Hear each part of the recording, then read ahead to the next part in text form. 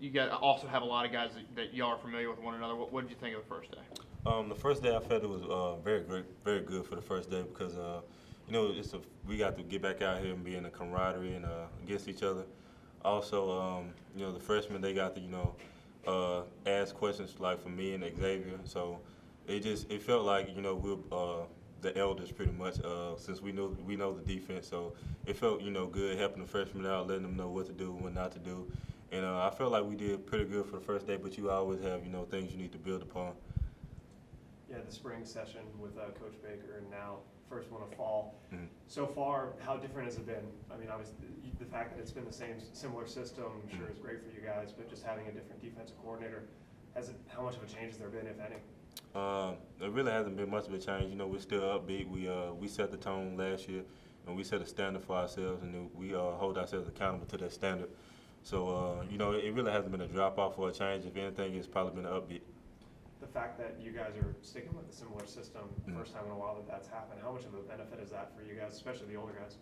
It's a great benefit. Coming to camp, the last years I've been here, I've always had a new system, so I was never comfortable enough to just play the game like I wanted to. But now since we have the new system, I already know the defense, so therefore I can just hone in on my techniques and my skills.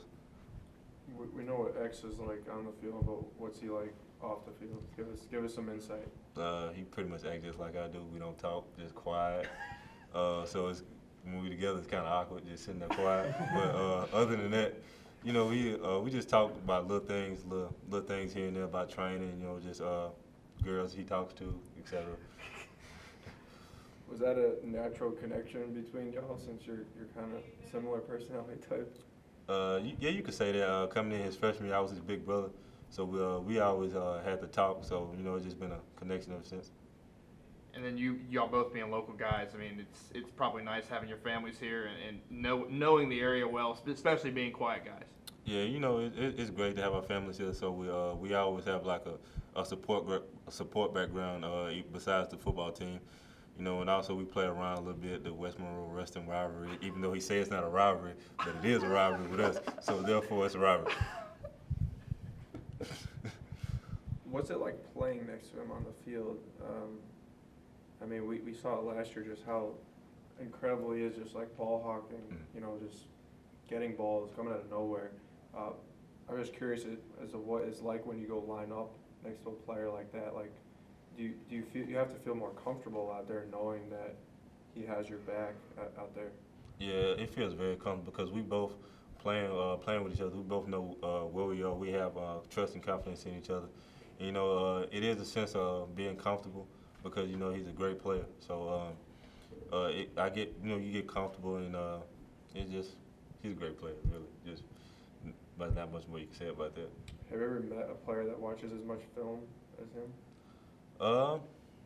Besides myself, because we started together. Besides him, not really. Just me and him. We always in the film room. Like maybe he'll be in Coach Scott's office. I have to go down to somebody else's office, or I'll be in there. He go to somebody else's office. So, not really. Just us two watch so much film. It's amazing. Do y'all ever hear the coaches give Coach Scott a hard time for having the easiest job on the team with two elder statesmen like yourselves, and then Cedric Cooper and Lloyd Grogan, some really talented players? No, they haven't gave him a hard time yet, but I'm pretty sure it's coming. Anything else?